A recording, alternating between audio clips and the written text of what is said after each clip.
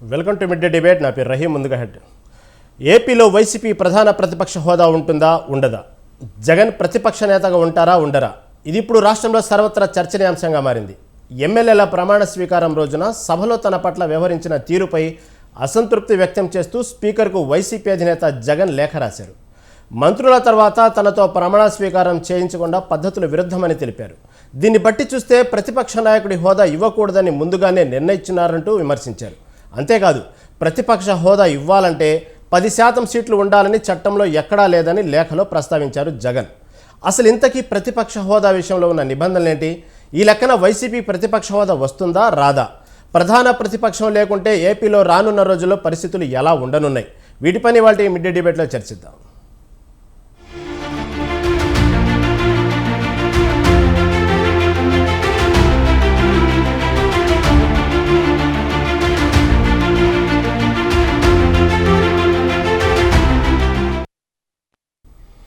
Welcome back. ఇప్పుడు AP రాజకీయాల్లో hot టాపిక్గా మారింది ప్రతిపక్ష హోదా. ఈ ప్రతిపక్ష హోదా ఎవరికి ఇవ్వాలి? అసలు ప్రతిపక్ష హోదా ఉండాలంటే అసెంబ్లీలో ఏ మేరకు సీట్లు ఉండాలి? దాని అర్హతలు ఏంటి? ఇది ఈనాటి మిడ్ డిబేట్. దీంతో మనతో పాటు చర్చించడానికి మనతో జాయిన్ అయ్యారు డిబేట్లో మన్యం కోటేశ్వరరావు గారు, రాజకీయ విశ్లేషకులు. నమస్తే అండి కోటేశ్వరరావు గారు. నమస్తే. ఇప్పుడంతా ఏపీలో ఎటు చూసినా గత 2 రోజుల నుంచి జరిగే టాపిక్ ఒకటే టాపిక్, ప్రత్యేకమైనటువంటి ప్రతిపక్ష హోదా. ఈ ప్రతిపక్ష హోదా గురించి జగన్ స్పీకర్కి లేఖ రాయటం ఈరోజు జరిగింది. కానీ గత 2 రోజుల నుంచి ప్రతిపక్ష హోదా ఎవరనేది ఈ చర్చ జరుగుతుంది. అసలు ప్రతిపక్ష హోదా జరగాలంటే, ప్రతిపక్ష హోదా ఉండాలంటే ఏ మేరకు సీట్లు ఉండాలి, ఎంత మేరకు ఓటింగ్ పర్సెంటేజ్ ఉండాలి, అసలు దానికి ఉన్న అర్హతలు ఏంటి? మీరు చక్కగా వివరిస్తారని మా అభిప్రాయం. చెప్పండి సార్. ఇప్పుడు ప్రతిపక్ష హోదా గురించి జగన్మోహన్ రెడ్డి గారు 10% అనేటువంటిది చట్టంలో లేదు అని చెప్తున్నారు. సరే, దానికి సంబంధించి చట్టంలో ఉన్నటువంటి నిబంధనలు వాటన్నిటిని కూడా తరువుగా న్యాయ నిపుణులుగా ఉన్నటువంటి వాళ్ళు, వాటికి భాష్యం చెప్పేటువంటి వాళ్ళు చెప్తారు. ఒకటి ఇక్కడ మనం గమనించాల్సింది ఏంటంటే, పార్లమెంట్లో 10% ఉన్నటువంటి, అంటే 5 పార్టీలు ప్రతిపక్షాలుగా ఉన్నాయనుకోండి. ఆ 5 పార్టీల్లో ఏ పార్టీకి ఎక్కువ సీట్లు ఉంటే ఆ పార్టీ ప్రతిపక్ష హోదా వస్తుంది.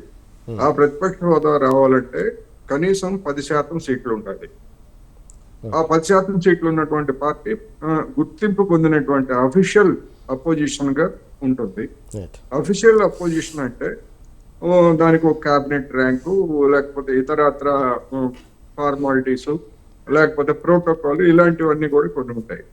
అయితే మరి మిగతా పార్టీలను ఎట్లా అంటే, మిగతా పార్టీలను కూడా ప్రతిపక్షాలుగానే గుర్తిస్తారు, మిగతా పార్టీల ప్రతిపక్ష నాయకులను కూడా గుర్తిస్తారు, కానీ వాళ్ళకి అఫీషియల్ హోదా అనేటువంటిది ఉండదు. అందుకనే మనం గత 2 పార్లమెంట్ ఎన్నికల సందర్భంలో కాంగ్రెస్ ను గురించి బీజేపీ చేసినటువంటి ఎద్దేవా ఏమిటి, మీకు ప్రతిపక్ష హోదా కూడా లేకుండా పోయిందని చెప్పేసి అనేక సందర్భాల్లో ప్రధానమంత్రితో సహా అందరూ బీజేపీ నాయకులు అందరూ ఎద్దేవా చేశారు కదా. ఎందుకు అంటే 543 సీట్లు అంటే 54 సీట్లు, 55 సీట్లు అఫీషియల్ గా గుర్తించాలంటే సీట్లు రావాలి. వాటిని తెచ్చుకోవడంలో కాంగ్రెస్ విఫలమైంది కనుక అఫీషియల్ గుర్తింపు లేకపోయింది. కానీ ప్రతిపక్షం ఎవరంటే లోక్సభలో కాంగ్రెస్. ఎందుకంటే దానికి మించి వచ్చినటువంటి పార్టీలు ఏమి లేవు కదా.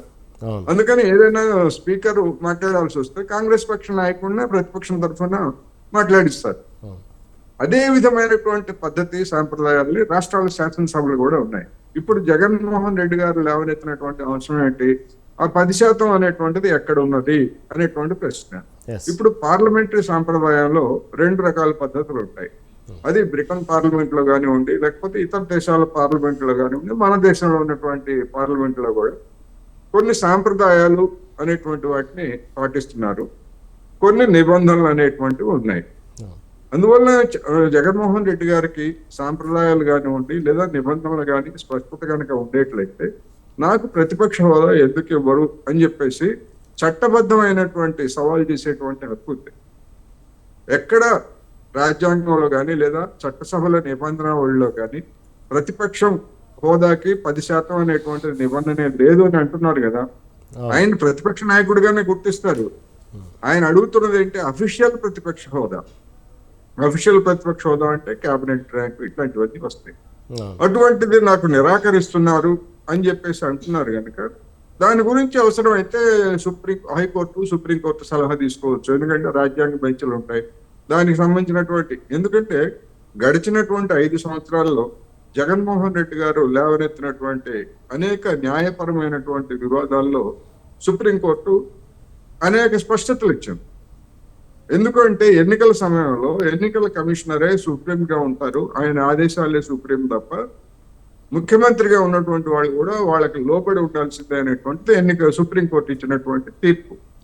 అందువల్ల ఆ విధమైనటువంటి చట్టపరమైనటువంటి లోపాన్ని ఉపయోగించుకోనో లేదా దానికి అటువంటి అవకాశం కనుక లేకపోయేట్లయితే జగన్మోహన్ రెడ్డి గారికి కోర్టులను ఆశ్రయించేటువంటి హక్కు ఉంటుంది డెఫినెట్ గా.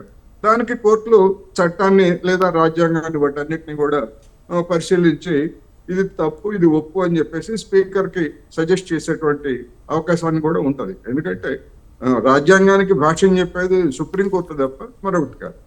అందువల్ల ఆ నిబంధనకు సంబంధించినటువంటి స్పీకరు తప్పు ఒకవేళ పొరపాటు భాష్యం చెప్తే లేదా పొరపాటు నిర్ణయం తీసుకుంటే అటువంటిది చేయాలి. అందువల్ల జగన్మోహన్ రెడ్డి గారికి అవకాశాలు స్పష్టంగా ఉన్నాయి. దాని గురించి అంటే ఆయన పర్టికులర్గా లేఖలో పేర్కొన్న విషయం ఒక ముఖ్య అంశం ఏంటంటే ఎవరైతే ప్రతిపక్ష హోదా ఉండకూడదని ముందుగానే నిర్ణయించినట్టు నాకు అర్థమవుతుంది. అదిగాక ప్రమాణ స్వీకారం రోజు మంత్రులు ప్రమాణ స్వీకారం చేసిన తర్వాత నా చేత ప్రమాణం చేయించారు, ఇది పద్ధతేనా అంటూ కూడా స్టేట్మెంట్ ఇచ్చారు జగన్ గారు. దీనికి అంత అర్థం ఏముంది దాంట్లో? పద్ధతి గురించి ప్రశ్నించవచ్చు. ఎందుకు అంటే నేను ప్రతిపక్ష పార్టీకి చెందినటువంటి నాయకుడు కనుక మంత్రుల తర్వాత నాకు ఇవ్వాలని ఆయన ప్రశ్నించేటువంటి అధికారం లేదా అవకాశం ఆయనకు ఉంటది. అయితే నిబంధనలలో అలా ఉందా లేదా అని చెప్పాల్సింది స్పీకర్ కార్యాలయం చెప్పాలి లేదా స్పీకర్ ప్రకటించాలి. మనకి స్పీకర్ నుంచి ఇప్పుడు ఈ లేఖ రాశారు కనుక స్పీకర్ కార్యాలయం ఏ విధంగా స్పందిస్తుంది, నిబంధన వాళ్ళలో ఉన్నటువంటి పొజిషన్లు ఏమిటనేటువంటిది మనకు తెలియాలి. రెండో వైపు నుంచి ఒకటి ఇప్పుడు ముందుగానే నిర్ణయించుకున్నారంటే ఆయనకు 11 సీట్లు వస్తాయని చెప్పేసి ప్రతిపక్షం నిర్ణయించిందా? ఆనాడు ఉన్నటువంటి ప్రతిపక్షం నిర్ణయించిందా లేదా 3 పార్టీల కూటమి నిర్ణయించిందా? 11 సీట్లు ముందుగా ఎవరు నిర్ణయిస్తారు? ప్రజలే నిర్ణయించారు. ఆయనకి ఇచ్చినటువంటి మ్యాండేట్ 11 సీట్స్. 11 సీట్స్ వచ్చినటువంటి వాళ్ళకి అఫీషియల్ గా గుర్తింపు రాదనేటువంటి పార్లమెంట్ లో ఉన్నటువంటి సాంప్రదాయం కావచ్చు, నిబంధన వాళ్ళు కావచ్చు, దాన్ని కూడా ఇక్కడ ఫాలో అవుతున్నారు. అది ఫాలో కాకూడదు, అటువంటి నిబంధన గానీ సాంప్రదాయం గానీ లేదు.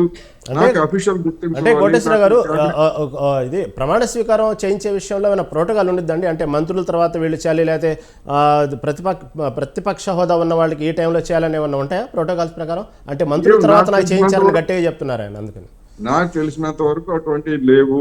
ఒకవేళ ప్రతిపక్ష నాయకుడిని గౌరవించి ప్రమాణ స్వీకారం చేయిస్తే అది స్పీకర్ విచక్షణకు సంబంధించినటువంటి అధికారం. ఒకవేళ నిబంధనల ప్రకారం ఉండేట్లయితే ఆయన అప్పుడే చెప్పాలి. జగన్మోహన్ రెడ్డి గారు ప్రమాణ స్వీకారం చేయబోయే ముందే ఇదేమిటి నిబంధనలకు విరుద్ధంగా మంత్రుల తర్వాత నన్ను పిలవకుండా ఆల్ఫాబెటికల్ ఆర్డర్ లో లేకపోతే ఇంకొక ఆర్డర్ లో నన్ను చివరిలో పిలుస్తున్నారు అని అప్పుడే చెప్పాలి. అప్పుడు చెప్పలేదు, బయటకు వెళ్ళి చెప్పలేదు. ఆ స్పీకర్ స్థానాన్ని గౌరవించడానికి ఆయన మరుసటి రోజు అసెంబ్లీకి రాలేదు. దీని మీద ఇంకా విశ్లేషిద్దాం, ఇంకా ముందు చెప్దాం దాని గురించి. ఇన్ని లోపాలు జగన్మోహన్ రెడ్డి గారు పెట్టుకొని తీరిగ్గా 3-4 రోజుల తర్వాత నాకు ఇట్లా జరిగింది, 4 రోజుల తర్వాత 4 రోజులు కాదు, వారం రోజుల తర్వాత అయినా అటువంటి అభిప్రాయం కలిగినప్పుడు లేదా చట్టంలో అటువంటి ఒక వెసులుబాటు దొరికినప్పుడు ప్రశ్నించవచ్చు. లేదు దాన్ని అమలు జరపడానికి స్పీకర్ కనుక నిర్ణయించేట్లే దాని మీద స్పీకర్ నిర్ణయం మీద కోర్టులకు వెళ్ళొచ్చు. అవునవును, మీరు చెప్పినట్టు ఆ రోజే చెప్పినట్టయితే లేదా ఆ రోజే తన నిర్ణయాన్ని చెప్పినట్టయితే కరెక్ట్, చాలా మందికి అర్థమయ్యేది. ఎందుకంటే అప్పుడంతా హడావుడి అంతా మీడియా చుట్టూ ప్రమాణ స్వీకారం చుట్టూ ఉంది కాబట్టి ఆయన చెప్పిన భాష చాలా మందికి అర్థమయ్యేది. ఓకే, దాని మీద ముందుకెళ్దామండి. ఇప్పుడే జాయిన్ అయ్యారు మనతో పాటు నారాపరెడ్డి రాజారెడ్డి గారు, వైసీపీ రాష్ట్ర నాయకులు మనతో పాటు జాయిన్ అయ్యారు. రాజారెడ్డి గారు నమస్తే అండి. నమస్తే సార్, నా పేరు రహీం అండి. రాజారెడ్డి గారు, ఇప్పుడు ప్రస్తుతం రాష్ట్రంలో జరుగుతున్న చర్చ, మీ అధినాయకుడు జగన్ స్పీకర్ గారికి లెటర్ రాయటం, ప్రముఖంగా దాంట్లో ప్రస్తావించిన అంశం ప్రతిపక్ష హోదా నాకు ఇవ్వాలి అంటూ ప్రతిపక్ష హోదా విషయంలో ముందుగానే ఇవ్వకూడదని గొంతు నొక్కేశారు. దీనికి ప్లాన్ ప్రకారం జరిగింది అంటూ ఇంకా చాలా రకాలుగా విశ్లేషించుకొచ్చారు. అదేవిధంగా 10% ఉంటేనే ప్రతిపక్ష హోదాని రాజ్యాంగంలో ఎక్కడా రాసిలేదు అంటూ కూడా రాజ్యాంగాన్ని కూడా దీంట్లో పొందుపరిచారు. దీన్ని ఏమంటారు సార్? ప్రథమంగా స్వతంత్ర టీవీ ప్రేక్షకులకి వీక్షకులకి అలాగే మిగతా నాతో ఉన్న ప్యానెల్ సభ్యులకి ఆ, ధన్యవాదాలు. ముఖ్యంగా ఈరోజు మా నాయకుడు మాజీ ముఖ్యమంత్రి వైఎస్ఆర్సీపీ రాష్ట్ర అధ్యక్షులు జగన్మోహన్ రెడ్డి గారు ఒక లేఖ రాశారు. అంటే ఆ లేఖ సారాంశం ఏంటంటే, ప్రతిపక్ష నాయకుడిగా ముఖ్యంగా ఎక్కడైనా కానీ అసెంబ్లీలో కానీ పార్లమెంట్లో కానీ ప్రతిపక్ష నాయకుడు అనే వాళ్ళు, అంటే అది 10 సీట్లు వచ్చా, 9 సీట్లు వచ్చా, లేకపోతే 50 వచ్చా అనేది కాకుండా ఫస్ట్ సభానాయకుడు అయిన తర్వాత ప్రతిపక్ష నాయకుడికి గత అనేక సంవత్సరాల నుంచి అనేక ఆ, ఆ, ఈ ముఖ్యమంత్రిగా ప్రమాణ స్వీకారం చేసిన కొత్త ప్రభుత్వం వచ్చినప్పటి నుంచి అది ఆనవాయితీ ఉంది. వీళ్ళు ఏమంటున్నారంటే, ప్రజా ప్రాతినిధ్య చట్టం ప్రకారం 10% ఎవరైతే వస్తారో వాళ్ళకి పిలవాలనేటువంటి దీన్ని ఉంది. అది కూడా స్పీకర్ ఎక్కువ కార్యాలయం నిర్ణయిస్తుందని చెప్పారు. స్పీకర్ కార్యాలయము నిర్ణయిస్తుందా, లేకపోతే రాష్ట్ర ప్రభుత్వం సంబంధించినటువంటి పెద్దలైనటువంటి వాళ్ళు ముఖ్యమంత్రి నిర్ణయిస్తారా అనేది మనకు తెలుసు. అది పేరుకు మాత్రమే స్పీకర్ కార్యాలయం అని అనుకుంటున్నాం. మా నాయకుడు ఏం చెప్తున్నా అంటే, ఈరోజు ఇది ఎక్కడ కానీ భారతదేశంలో పార్లమెంట్లో కానీ శాసనసభలో కానీ ఎక్కడా కానీ ఆ చట్టం, ప్రజా ప్రాతినిధ్య చట్టంలో ఎక్కడ కానీ లేదు అది 10% ఉన్నట్టు వాళ్ళకి పిలవాలని. మేము మా పార్టీగా 40% ఓటర్లు, 1,40,00,000 మంది ఓట్లు వేసినటువంటి నాయకుడు ప్రతిపక్ష నాయకుడు. కాబట్టి అటువంటి ప్రతిపక్ష నాయకుడిని గౌరవించాల. వారికి మామూలుగా ఏంటంటే, మంత్రులైన తర్వాత ముఖ్యమంత్రి, ఉప ముఖ్యమంత్రి, మంత్రులైన తర్వాత ప్రమాణ స్వీకారం పిలవడం అనేది అప్పుడే ఆలోచన ఉంది. ఎందుకంటే గౌరవం ఏ పార్టీకి ఇస్తున్నారని. ఆ రోజు చంద్రబాబు నాయుడు గారు చెప్పారు, జగన్కి గౌరవం ఇవ్వండి, వస్తే ఎక్కడ కానీ హేళన చేయొద్దండి అని ఇండైరెక్ట్గా వాళ్ళ నాయకులకి ఆయన హేళన చేద్దాం. ఎందుకంటే మనం చూస్తూ ఉన్నాం ఏం జరుగుతుందో, రాష్ట్రంలో ఏం జరుగుతుందో. వారి అధికారంలోకి వచ్చిన వెంటనే ఎటువంటి హింస జరుగుతున్నదో రాష్ట్రంలో, మా పార్టీ నాయకుల పైన, కార్యకర్తల పైన, ఇండ్ల పైన, ఆఫీసుల పైన, సచివాలయం బోర్డులు ఉంటే సచివాలయాల పైన దాడులు జరగడం, తర్వాత మా పార్టీ ఆఫీసుల పైన దాడులు చేసి ధ్వంసం చేయడం, జిల్లాల్లో రాష్ట్రంలో ఉండేటువంటి అన్ని చోట్ల కానీ వైఎస్ఆర్సీపీ పార్టీ అనేది ఉండకూడదు, పార్టీ కార్యకర్తలు అధైర్యపరచాలి, తర్వాత జగన్మోహన్ రెడ్డితో పాటు ఎవరు నాయకులు ఉండకూడదు, ఈరోజు రాష్ట్రంలో వైఎస్ఆర్సీపీ పార్టీని ఉండకూడదని ఉద్దేశంతోనే వాళ్ళు ఆలోచన ఉన్నది. అది ఎవరైనా కానీ, అది వైసీపీ కానీ, టీడీపీ కానీ, ఇంకో పార్టీ కానీ అలా ఆలోచిస్తే అది చరిత్రలో చూసింది. ఈరోజు నేను కోరడం ఏంటంటే, ప్రతిపక్ష నాయకుడు అనే వాళ్ళు ముఖ్యంగా ఈరోజు మనం చూస్తూ ఉన్నాం, ఢిల్లీలో ఆమ్ ఆద్మీ పార్టీ అధికారంలో ఉంది. అక్కడ ఉండేటువంటి దాదాపు ఉన్న 70 అసెంబ్లీ సీట్లలో 67 ఆమ్ ఆద్మీ పార్టీ అయితే 3 బీజేపీ ఉంది. కానీ బీజేపీ పార్టీకి ప్రధాన ప్రతిపక్ష హోదా ఇచ్చారు. ప్రధాన ప్రతిపక్ష హోదా బీజేపీ ప్రధాన ప్రతిపక్షం ఉంది. అంతకుముందు తమిళనాడులో మీరు చూస్తూ ఉన్నాం, జయలలితకు 8 సీట్లు వచ్చినప్పుడు కానీ, లేకపోతే కరుణానిధికి 7 సీట్లు వచ్చినప్పుడు కానీ వీళ్ళు ప్రతిపక్ష హోదా వాళ్ళకు ఇవ్వడం జరిగింది. అట్లా ఉంది. కానీ ఈ రాష్ట్రంలో ఎందుకంటే ఈరోజు ఏ రాష్ట్రంలో కానీ, ఏ పార్లమెంట్ అసెంబ్లీ కానీ ప్రధాన ప్రతిపక్షం ఉండడం వల్ల ఈ రాష్ట్రంలో జరుగుతున్నటువంటి ప్రభుత్వం అనుసరిస్తున్న విధానాలు, ముఖ్యంగా ప్రజా వ్యతిరేక విధానాలను చూస్తే దాన్ని గుర్తు చేసేదాని కోసమని, ప్రజల వైపు నుంచి పోరాటం చేసిన కోసం, ఆ ప్రభుత్వానికి గుర్తు చేసిన కోసం ప్రధాన ప్రతిపక్షం అనేది ఉండాలి. ఈరోజు ప్రతిపక్షం లేకుండా అధికార పక్షం ఉన్నప్పుడు అధికార పక్ష నాయకులు తీసుకున్నటువంటి నిర్ణయాలని అధికార పక్షం సంబంధించినటువంటి ఏ సభ్యుడు కానీ, ఎమ్మెల్యే కానీ, ఎంపీ కానీ, ఎవరు కానీ ఎత్తి చూపించే పరిస్థితి ఉండదు. ఎందుకని ప్రజలకు సంబంధించినటువంటి ఈ సమస్యల పరిష్కారం కోసం అని చెప్పిన దానికోసం ప్రతిపక్షం అనేది ఉండాలి. అందుకని ఈరోజు మా నాయకుడు అనుకున్నా అంటే, పిలిచేటప్పుడే ఓన్లీ ప్రమాణ స్వీకారం పిలిచేటప్పుడే ఇలాంటి అమర్యాదపూర్వకంగా చట్టవిరుద్ధంగా పిలిచారని. కాబట్టి భవిష్యత్తులో మాకు కూడా, ఎందుకంటే ఈరోజు 11 మంది ఉన్నారు కాబట్టి 11 మంది ఉండేటువంటి వాళ్ళకి ఈ శాసనసభలో మాట్లాడించే అవకాశం ఉండదు. మా నాయకుడు కూడా మీరు చూశారు, ప్రమాణ స్వీకారం చేసి బయటకు వచ్చిన తర్వాత అక్కడ ఉండేటువంటి తెలుగుదేశం పార్టీ కార్యకర్తలో, లేకపోతే వాళ్ళ సంబంధించినటువంటి నాయకులు తెలియదు కానీ వివిధ రకాలుగా మా నాయకుడిని హేళన చేసే పద్ధతిలో సెల్ ఫోన్ తీసి రకరకాలుగా మాటలు అనడం జరిగింది ఆ సందర్భంగా. కాబట్టి అటువంటి పరిస్థితుల్లో ఈ రాష్ట్రంలో జరుగుతున్నటువంటి ఇటువంటి దీనికి ముఖ్యమంత్రి గారు, ఎందుకంటే చెప్పారు, మన వెంకటేశ్వర గారు చెప్పారు, ఎందుకంటే ఇది అప్పుడే చెప్పిండొచ్చు కదా, అక్కడే చెప్పిండొచ్చు కదా, మళ్ళీ మీరే అంటారు, ఆ పరిస్థితుల్లో, అక్కడ ఉండేటువంటి పరిస్థితుల్లో ఆడ మాట్లాడించే అవకాశం ఉందా? శాసనసభలో మాట్లాడించే అవకాశం లేదు. ఎందుకంటే ప్రమాణ స్వీకారం చేస్తున్నారు. ఆ ప్రమాణ స్వీకారం చేస్తున్న సందర్భంగానే మళ్ళీ చర్చ పెట్టాల్సిన అవసరం లేదు. బయట వచ్చి చెప్పచ్చు కదా ప్రెస్ అని. ఆ బయటకు వచ్చి ప్రెస్తో మాట్లాడేటువంటి పరిస్థితి కూడా లేదు. అందుకనే మా నాయకుడు, ఎందుకంటే శాసనసభ స్పీకర్గా అవుతున్నటువంటి వ్యక్తి, ఎన్నికైనటువంటి వ్యక్తి మీరు చూస్తుంటారు వీడియోలో, అంటే టీవీలో కూడా. మధ్యలో జగన్ రాజారెడ్డి అలాగే గారు, చనిపోయి- అంటే ఇక్కడ ఒక విషయం ఏంటంటే మీరు అంటున్నారు అక్కడ ఎవరైతే జగన్ గారి సరైనట్టు గౌరవం దొరకలేదు, లేకపోతే మంత్రుల తర్వాత ప్రమాణ స్వీకారం చేయించారో మీరు అంటున్నారు. కానీ వంగలపూడి అనిత ఎవరైతే హోమ్ మినిస్టర్ ఉన్నారో నిన్న పర్టికులర్గా ప్రెస్ మీట్ పెట్టి మా మినిస్టర్లు రాజీనామా చేసిన తర్వాత ఆయనకంటూ సముచిత గౌరవం ఇచ్చి ప్రత్యేకంగా ఆయనంటూ ఒక హోదా ఇచ్చి మేము ఆయన చేత ప్రమాణ స్వీకారం చేయించాము, అది మా పార్టీ సంస్కారం అని ఒక పక్క వంగలపూడి అనిత అంటున్నారు. ఇటు చూస్తే జగన్ గారేమో పద్ధతులకు విరుద్ధంగా నా చేత ప్రమాణ స్వీకారం చేయించారు అంటున్నారు. వాళ్ళు చూస్తే ఎలా, మీరు చూస్తే ఇలా, అది కరెక్ట్ కాదంటారా? మంత్రుల ద్వారా ప్రమాణ స్వీకారం చేయించడం అనేది ప్రతిపక్ష హోదా గుర్తింపు కాదంటారా? ప్రతిపక్ష హోదా గుర్తింపు కాదు సార్. ఇప్పుడు మీరు ఎన్ని సీట్లని కాదు, అక్కడ ఎంతమంది ఈ ప్రతిపక్షంలో ఉండేటువంటి వాళ్ళు, ఆడ ప్రతిపక్షం అంటే ఒక ఎమ్మెల్యే వచ్చినాడు, దాదాపు ఒక 30,000, 40,000, 50,000 ఓట్లు వచ్చిన వాళ్ళు ప్రతిపక్షమే. ఈరోజు 1,40,00,000 మంది జనాభాలో ఓటేసినట్టు వాళ్ళు ప్రతిపక్షమే. ఈ ప్రతిపక్షం అనేది ఈరోజు ఉండొచ్చు. పవన్ కళ్యాణ్ గారు 21 సీట్లు వచ్చాయి కదా, జగన్మోహన్ రెడ్డి గారికి 11 సీట్లు వచ్చాయి కదా. కాబట్టి జగన్మోహన్ రెడ్డి గారి కన్నా పవన్ కళ్యాణ్ గారే ప్రధాన ప్రతిపక్షం లేదు అక్కడ. ఎందుకంటే వాళ్ళిద్దరు కలిసి ఎన్డీఏ గవర్నమెంట్ బీజేపీతో కలిపి ఉన్నారు కాబట్టి ప్రధాన ప్రతిపక్షం అనేది ఎవరైతే కూటమికి వ్యతిరేకంగా ఎవరైతే ఉన్నారో అటువంటి వాళ్ళని ప్రధాన ప్రతిపక్షం అని చెప్పని అనుకోవాలి. కాబట్టి వాళ్ళని నిజంగానే చంద్రబాబు నాయుడు గారికి అటువంటి ఆలోచన ఉన్నప్పుడు చంద్రబాబు నాయుడు గారికి చెప్పచ్చు. ఎందుకంటే అందరూ కూడా ప్రొటెస్ట్ స్పీకర్ ఉంటారు కాబట్టి ప్రొటెస్ట్ స్పీకర్ నాయకుడుగా జగన్మోహన్ గారిని ఎవరు జగన్మోహన్ రెడ్డి గారికి మర్యాద ఇవ్వండి అని చెప్పినటువంటి చంద్రబాబు నాయుడు గారు ఈ పద్ధతిలో ఎందుకు మర్యాద ఇవ్వకుండా, లేకపోతే ఎందుకు రెస్పెక్ట్ ఇవ్వకుండా, మిగతా మినిస్టర్లు అందరూ అయిన తర్వాత చూడండి మినిస్టర్లో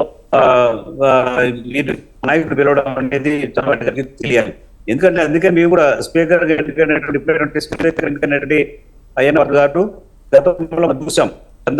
జగన్మోహన్ రెడ్డి గారు ఇంకా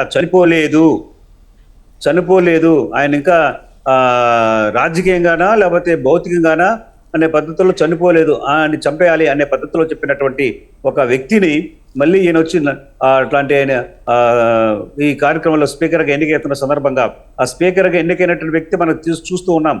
ఆయన ఎక్కడా కానీ ఈరోజు ప్రతిపక్షాలు ఉండకూడదు, ఎవరు కానీ అసలు వైఎస్ఆర్సీపీ నాయకులు ఉండకూడదు. వైఎస్ఆర్సీపీ రేపు మాకు ఎన్ని గంటలు ఇస్తాడు మాట్లాడడానికి. ఈ రాష్ట్రంలో జరుగుతున్నటువంటి ఇట్లాంటి ఇప్పుడే స్టార్ట్ అయినది వాలంటీర్ వ్యవస్థ కానీ, సచివాలయ వ్యవస్థ కానీ, అలాగే మా పైన దాడులు చేయడం కానీ, ఆఫీస్ ధ్వంసం చేయడం కానీ, సచివాలయం ధ్వంసం చేయడం కానీ ఇప్పుడే స్టార్ట్ అయింది.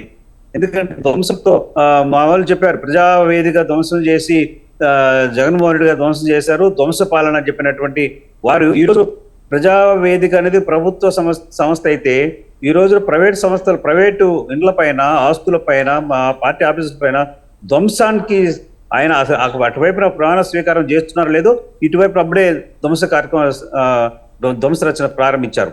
కాబట్టి ఎటువంటి ప్రభుత్వంలో ప్రజలు ఆలోచిస్తున్నారు ఎందుకు వేసామా అని. ఎందుకంటే ఆ రోజున తెలుసో తెలియకో ప్రజావేదిక ధ్వంసం చేసినటువంటి జగన్మోహన్ రెడ్డి గారు ఈరోజు దానికి మించి అయినటువంటి చంద్రబాబు నాయుడు, పవన్ కళ్యాణ్, ఇటువంటి ముఖ్యంగా పవన్ కళ్యాణ్ చెప్పాడు, ఆయన ఎన్నికైన తర్వాత ఎక్కడా కానీ మనకు హింస ఉండకూడదు, ప్రజల కోసం మనం చేద్దామని చెప్పినటువంటి పవన్ కళ్యాణ్ ఈ ఆస్తులపైన ధ్వంసం చేస్తుంటే ఇటువంటి చర్యలు ఎక్కడా కానీ ఖండించినటువంటి పరిస్థితి పవన్ కళ్యాణ్ లేదు. ఈ రోజు ఎందుకంటే చీరాలలో ఒక అమ్మాయిని, ఒక లేడీని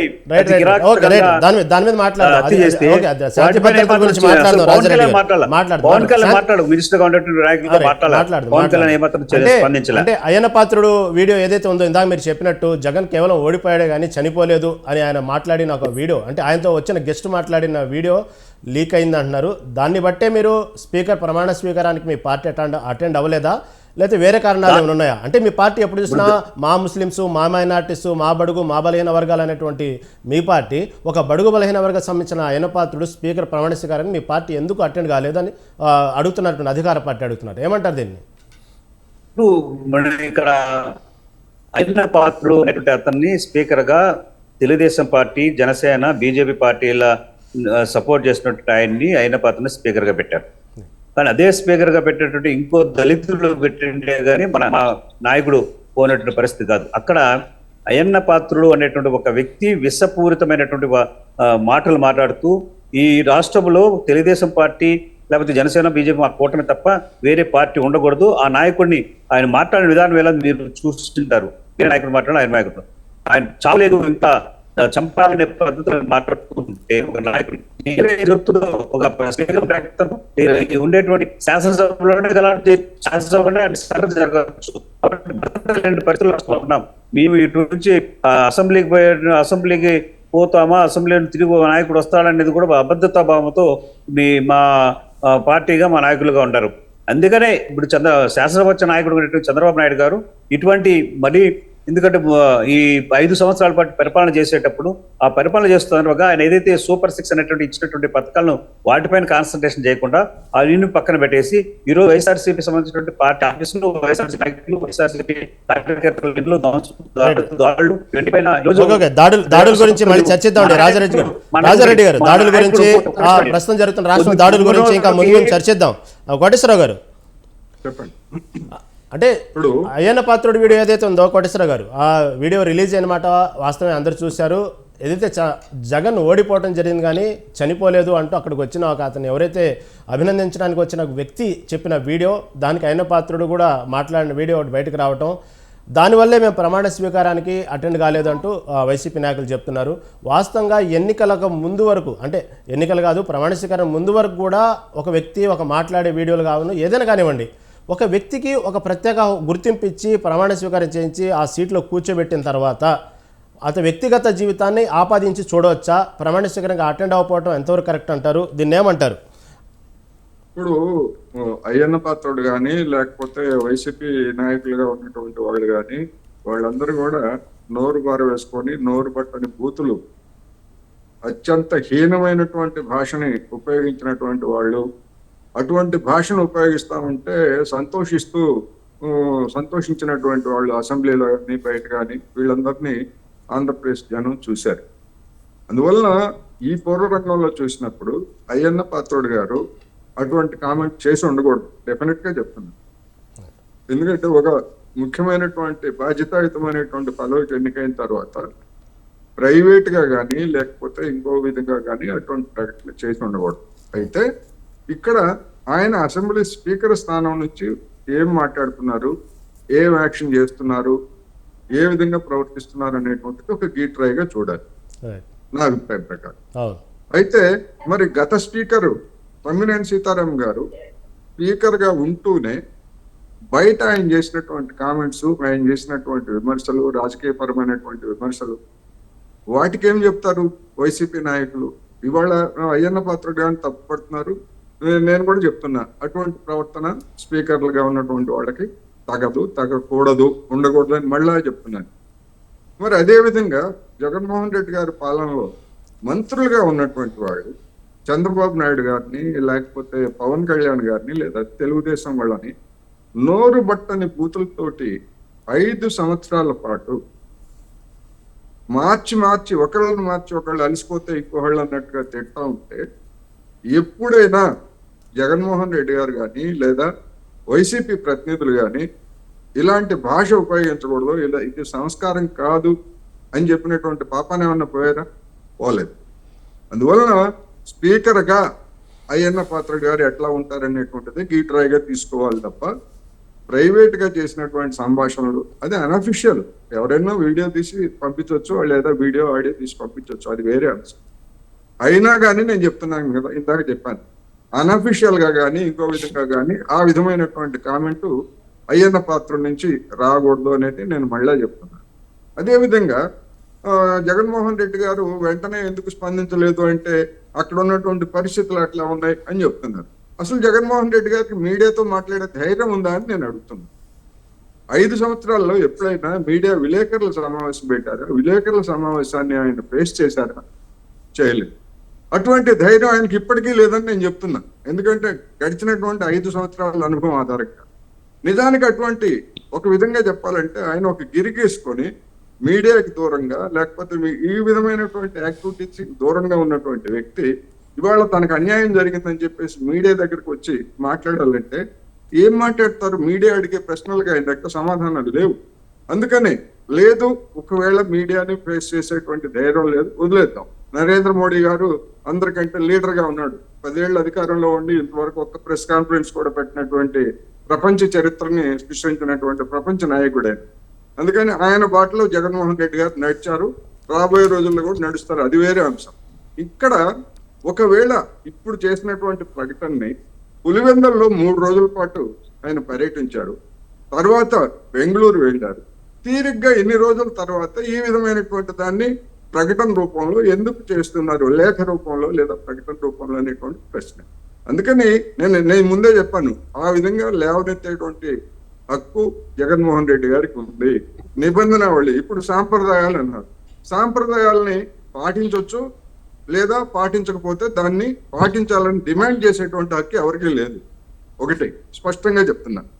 ఎందుకు అంటే ఇప్పుడు జరుగుతున్నటువంటి లోక్సభ ప్రమాణ స్వీకారాలు జరుగుతున్నాయి. లోక్సభ ఎన్నికల్లో 8 సార్లు గెలిచినటువంటి సురేష్ అనేటువంటి కేరళకు చెందినటువంటి కాంగ్రెస్ ఎంపీ సీనియర్ ఉన్నటువంటి వాళ్ళు, కానీ 7 సార్లు గెలిచినటువంటి బీజేపీ ఎంపీని ప్రోటెం స్పీకర్ గా చేశారు. మరి వైసీపీ పెద్దలు ఏమన్నా అభ్యంతరం చెప్తారా? బీజేపీ మీద విమర్శ చేయగలరా? మీరు సాంప్రదాయాన్ని లేదా నిబంధనావళిని ఉల్లంఘించారని చెప్పేసి విమర్శించే ధైర్యం వైసీపీ నాయకులకు ఉందా? ప్రోటోకాల్ గురించి లేదా మర్యాదల గురించి ఇక్కడ ప్రశ్నిస్తున్నటువంటి వాళ్ళు, మరి అక్కడ వైసీపీ నాయకులుగా ఉన్నటువంటి నాయకులు ఏమన్నా ఇంతవరకు అయితే అటువంటి ప్రకటన ఏమి రాలేదు. మరి అది కూడా ఒక ప్రజాస్వామికమైనటువంటి డిమాండే కదా. అంతే కదా. అందువలన సాంప్రదాయాలు వేరు. ఎందుకని సురేష్కి ఎందుకు ఇవ్వలేదంటే మీరు మధ్యలో ఒకసారి ఓడిపోయారు, మధ్యలో ఓడిపోయారు కనుక కంటిన్యూస్ గా లేరు కనుక అని చెప్పి చెప్పారు. అటువంటి కాంట్రవర్సీ మనకి తెలంగాణ అసెంబ్లీలో ప్రోటెం స్పీకర్ గా కూడా వచ్చింది. అందుకని ప్రోటెం స్పీకర్ గా వచ్చినటువంటి వాళ్ళు మరి ఆ విధమైనటువంటి కాంట్రవర్సీ మనం చూసినప్పుడు మరి అటువంటి వాటి పట్ల వైసీపీ వైఖరి ఏమిటి అనేటువంటి ప్రశ్న వస్తుంది. అందుకని సాంప్రదాయాలు ఉన్నాయి, నేను ముందే చెప్పాను, సాంప్రదాయాలు ఉన్నాయి, నిబంధనలు ఉన్నాయి. ఒకవేళ ఎవరైనా సాంప్రదాయాన్ని పాటించలేదు అంటే సాంప్రదాయాన్ని పాటించాలి అని చెప్పేసి చెప్పేటువంటి హక్కు సుప్రీంకోర్టుకి లేదు. ఎందుకంటే రాజ్యాంగంలో లేని దాన్ని సాంప్రదాయాన్ని ఫలానా సాంప్రదాయాన్ని పాటించాలి, ఫలానా విధంగా గౌరవం ఇవ్వాలని సుప్రీంకోర్టు ఎలా చెప్తుంది? ఉన్నటువంటి నిబంధనల ప్రకారం చెప్తుంది. అంటే కోటేశ్వర గారు, రాజారెడ్డి గారు మాట్లాడితే ఇంకో ప్రశ్న కూడా లేవనెత్తారు. అంటే 21 సీట్లతో గెలిచిన జనసేన ఉన్నప్పటికీ అది కూటమి కాబట్టి అది ప్రతిపక్ష హోదా కిందకి రాదు, వాళ్ళు బలంగా ప్రశ్నించలేరు ప్రజల సమస్యల మీద.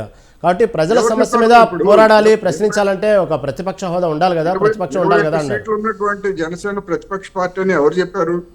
జనసేన ప్రతినిధులు మంత్రివర్గంలో ఉంటే వాళ్ళు అధికార పక్షమే. అవును, వాళ్ళు ఎవరు చెప్పారు? వాళ్ళు ప్రతిపక్షం అధికార పక్షమే. కాబట్టి పోరాడాలి కదా, ప్రజా సమస్య మీద ఏదో పార్టీ పోరాడాలి కదా. అది వేరు, ప్రజా సమస్యల మీద పోరాడతారా లేదా అనేటువంటిది వాళ్ళ పార్టీ అంతర్గత వ్యవహారం. అధికార పక్షంగా ఉండి రాజారెడ్డి గారు, ఒక నిమిషం రాజారెడ్డి గారు చెప్పండి. ఒక నిమిషం కోటేశ్వరరావు సార్ తెలుగుదేశం పార్టీయా? లేదు, రాజకీయ విశ్లేషకులు. మీకు అట్లా అనిపిస్తున్నానా? మీరు కంటిన్యూ చేయండి రాజారెడ్డి గారు, మీరు కంటిన్యూ చేయండి. లేట్ గా జాయిన్ అయ్యారులేండి, ఓకే పర్లేదు చెప్పండి. సార్ కోటేశ్వరరావు సార్ చెప్పింది, ఎందుకంటే మేము పార్లమెంట్ సంబంధించిన దానిపైన నుంచి తెలుగుదేశం పార్టీకి సంబంధించిన ఎంపీలు 16 మంది ఉన్నారు. అలాగే 2 జనసేన టోటల్గా 18 మంది ఏమంటున్నారు.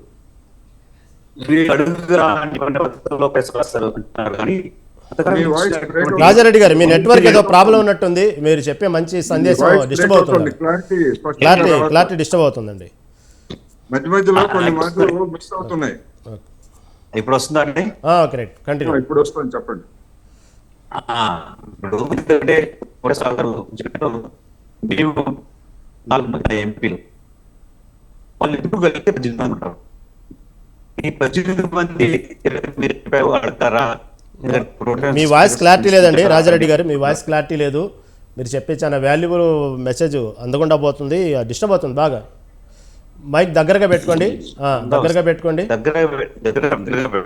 లేకపోతే అది రఫ్ అవ్వకుండా చూసుకోండి.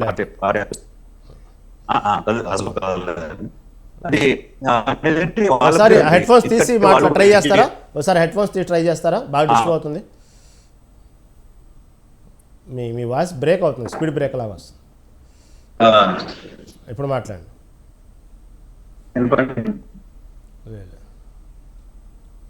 ఓకే, ఇప్పుడు రహీం గారు, కోటేశ్వర గారు చెప్పండి. రాజారెడ్డి గారు చెప్తున్నారు మేము నలుగురు ఎంపీలు అన్నారు. నలుగురు ఎంపీల ఒక ఎంపీ కాదు, ఒక ఎంపీగా గెలిచినటువంటి వాళ్ళు కేంద్ర మంత్రి పదవి ఇచ్చారు నరేంద్ర మోడీ గారు. ఒక ఎంపీ గెలిచినటువంటి వాళ్ళకి, ఇద్దరు ఎంపీలు గెలిచినటువంటి వాళ్ళలో ఒక ఎంపీకి మంత్రి పదవి ఇచ్చారు. పాయింట్ అది కాదు. ఒక ఎంపీ రాజారెడ్డి గారు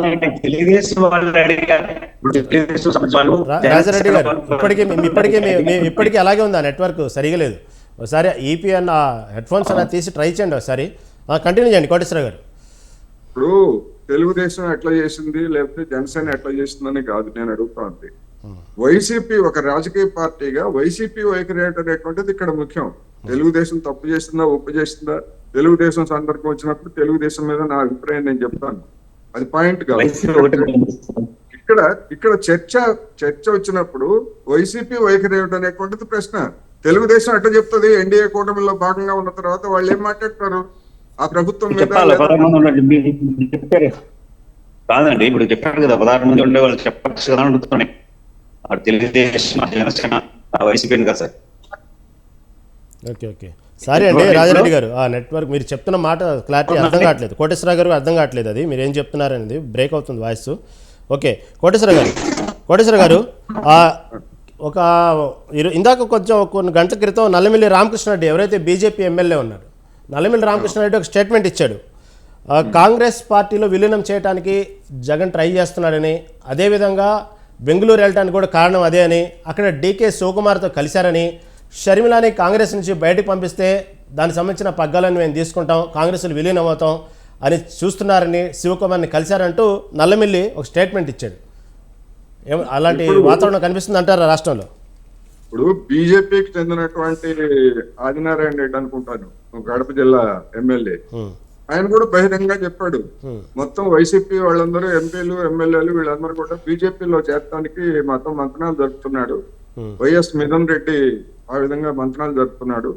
ఆయన తండ్రిని కూడా మాతో పాటు చేరాలని చెప్పేసి చెప్తున్నాడని మరి ఆయన చెప్పాడు. మరి దాన్ని ఎట్లా చూడాలి? అందుకని ఇప్పుడు రాజకీయాల్లో ఏది కూడా ఇది జరగదు లేకపోతే ఇది ఇట్లాగే జరుగుతుంది అని మనం ఎవరిని కూడా చెప్పలేము. అటువంటి పరిస్థితి లేదు. ఎందుకంటే సిద్ధాంతాలు రాద్ధాంతాల మీద ఆధారపడినటువంటి పార్టీలు కాదు ఇది. పక్కా అవకాశవాదుల్ని చేర్చుకున్నారు. ఉదాహరణకి అదే డీకే శివకుమార్ గారు మరి ఆంధ్రప్రదేశ్ లో పార్టీని పునరుద్ధరించాలి అంటే ఉన్నంతలో ఆయనకి షర్మిల గారు ఆ కుటుంబంతో ఉన్నటువంటి బంధం లేదా షర్మిల గారికి ఉన్నటువంటి రాజకీయ అవసరాలు ఏదన్నా కానివ్వండి ఆయనతో మాట్లాడిన తర్వాత ఆమెను అక్కడ పిసిసి అధ్యక్షురాలుగా చేశారు. మరి అటువంటి పరిస్థితి జగన్మోహన్ రెడ్డి గారికి ఆ రోజే ఉంటే షర్మిల గారి బదులు ఆయనే కాంగ్రెస్ నాయకుడు అయి ఉండేవాడు. ఆయనకి ఆ రోజు ఎందుకు రాలేదు? ఒకవేళ నిజంగా జరిగిందో లేదో నాకైతే తెలియదు. వచ్చిన వార్తలు వచ్చినాయి, పొద్దున కూడా ఒక టీవీ డిస్కషన్ లో నేను దీని మీదనే మాట్లాడాను, వార్తలు వచ్చాయి. ఒకవేళ అదే వాస్తవం అయ్యేట్లయితే డికే శివకుమార్ గారితో మరి ఈయన ఇప్పుడు ఎందుకు మాట్లాడినట్టు అనేటువంటి ప్రశ్న. అందుకని దీనికి సంబంధించి ఇవన్నీ ఊహాగానాలు. ఒకవేళ ఏదన్నా నిర్దిష్టంగా ఉండేట్లయితే జగన్మోహన్ రెడ్డి గారు చెప్పాలి. ఒకవేళ నిజంగానే అనుకోండి, దానిలో రెండు దృశ్యాలు మనకి కనిపిస్తాయి. షర్మిల గారిని అదే పార్టీలో అకామిడేట్ చేస్తుంది, జగన్మోహన్ రెడ్డి గారిని అదే పార్టీలో అకామిడేట్ చేస్తుంది. ఎందుకని? షర్మిల గారికిను జగన్మోహన్ రెడ్డి గారికి ఉన్నటువంటి విభేదాలు ఏమిటి? ప్రధానమైనటువంటి కుటుంబపరమైనటువంటి ఆస్తులు, లేదా ఆయన అధికారంలో ఉండగా ఈమెకి అధికారంలో భాగస్వామ్యం కల్పించలేదు అనే అదే కదా ప్రధానమైనటువంటి జనానికి తెలిసినటువంటి. మరి జనానికి తెలియనటువంటి అంతర్గత విషయాలు ఏమన్నా ఉంటే మరి మన వైసీపీ ప్రతినిధి రాజారెడ్డి గారు వెల్లడించాలి. జనానికి తెలిసినటువంటివి ఆస్తి తగాదాలనే కదా. ఆ ఆస్తి తగాదాల కారణంగానే తనకు అన్యాయం జరిగినందువల్ల ఆమె వేరు కుంపటి పెట్టుకుంది. ఆ కుంపటి కూడా వెలగలేదు కనుక మళ్ళీ కాంగ్రెస్ లో జాయిన్ అయింది. అందుకని ఒకవేళ అటువంటి పరిస్థితి వస్తే ఇద్దరిని సపోర్ట్ చేస్తాడు డికే శివకుమార్. ఏమైనా మీ కుటుంబ వివాదాలు ఏమైనా ఉంటే పరిష్కరించుకోండి, కలిసి ఉండండి అని చెప్తారు.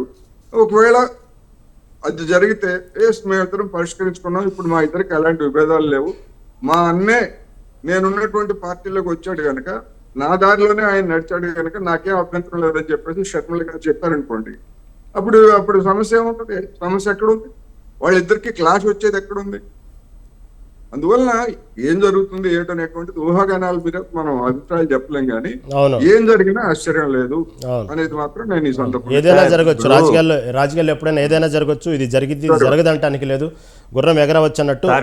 రాజారెడ్డి గారు, జగన్ పదే ఈ మధ్యకాలంలో మాట్లాడుతున్న మాట, మనకి ఇంకా మంచి రోజులు ఉన్నాయి, ఎవరు భయపడొద్దు, ఎవరు దాని గురించి ఆధారపడొద్దు, మనకు మంచి రోజులు ఉన్నాయి, మనకు ముందు అంటున్నారు. ఈ మంచి రోజులు ఇదేనా? కాంగ్రెస్లో విలీనం చేసే ఆలోచన ఇదేనంటారా, ఏమంటారు? లేదండి, ఆలోచన మా పార్టీ అధ్యక్షుడికి లేదు, మా పార్టీకి లేదు. ఇప్పుడు చెప్పింది ఎవరంటే Nallamilli Ramakrishna Reddy, BJP MLA, Narayana Reddy BJP MLA. ఇద్దరు ఏంటంటే ఆదినారాయణ రెడ్డి వచ్చి అప్పుడు కాంగ్రెస్ పార్టీ, తర్వాత తెలుగుదేశం పార్టీ నుంచి బీజేపీ వెళ్ళారు. ఈ నల్లమిల్లి రామకృష్ణ కూడా తెలుగుదేశం పార్టీ నుంచి బీజేపీ పార్టీకి సీట్ కోసం అక్కడ బీజేపీలో గెలిచారు. వీళ్ళిద్దరు కూడా భారతీయ జనతా పార్టీ అయినా తెలుగుదేశం పార్టీ నుంచి వాళ్ళే. నేనేంటంటే వాళ్ళిద్దరు కూడా అంటే ఈ రోజున ఈ పార్టీ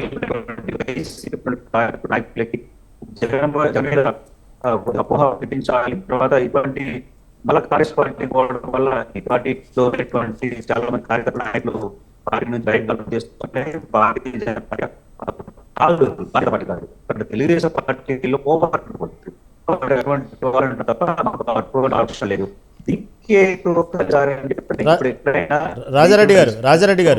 రాజారెడ్డి గారు ఆ సేమ్ అదే ప్రాబ్లం కంటిన్యూ అవుతుంది, ఆ నెట్వర్క్ ప్రాబ్లం. ఓకే, ఒకసారి చూసుకోండి, అడ్జస్ట్ చేసుకోండి. ఈ లోపు కోటేశ్వర గారి దగ్గర వెళ్తాను, మళ్ళీ మీ దగ్గరకు వస్తాను. కోటేశ్వర గారు, కోటేశ్వర గారు, ఓకే కోటేశ్వర గారు, ఈ మధ్యలో చూసుకుంటే అధికార పార్టీ ఏదైనా సరే గత 5 ఏళ్ళు అధికారంలో వైసీపీ తీసుకున్నా, గతంలో చూసిన 5 ఏళ్ళు పరిపాలన చూసినప్పుడు కొన్ని ఛానల్స్ ఏదైతే అధికారంలో ఉందో వైసీపీ ప్రభుత్వం కొన్ని ఛానల్స్ మీద నిషేధం విధించింది. అదేవిధంగా టీడీపీ నిషేధించింది. ఈ విధంగా నిషేధిస్తూ పోతూ ఉంటే అధికార పార్టీ వైసీపీ నిషేధించుకుంటూ పోతూ ఉంటాయి ఛానల్స్ గురించి. ప్రజా సమస్యలను ఏ విధంగా తెలియజేస్తారు? అసలు ఎంతవరకు సాంప్రదాయము? ఇలా టీవీ ఛానల్స్ని ఎవరికి ఫేవర్గా వాళ్ళు చూసుకొని మిగతా ఛానల్స్ని గొంతు నొక్కేయటం అనేది ఎంతవరకు కరెక్ట్ అంటారు? అది పూర్తిగా గర్హనీయం అండి. ఒక జర్నలిస్ట్ గా నేను చెప్తున్నాను, అది అటువంటి పని ఎవరు చేసినా పూర్తిగా గర్హనీయము, రాజ్యాంగ విరుద్ధము, ప్రజాస్వామ్య స్ఫూర్తికి విరుద్ధం. గతంలో అలాంటి తప్పుడు నిర్ణయాన్ని జగన్మోహన్ రెడ్డి గారు తీసుకున్నారు. ఇప్పుడు మళ్ళా అదే తప్పుడు నిర్ణయాన్ని ఇప్పుడున్నటువంటి చంద్రబాబు నాయుడు గారు తీసుకున్నారు. అంటే దొందే, వాళ్ళకి ఇష్టమైనటువంటి వాళ్ళే తప్ప ప్రజాస్వామ్యం, ఫోర్త్ ఎస్టేట్ లేదా ప్రజాభిప్రాయాలు ఇలాంటివి వాళ్ళకి ఏమి పట్టలేదు.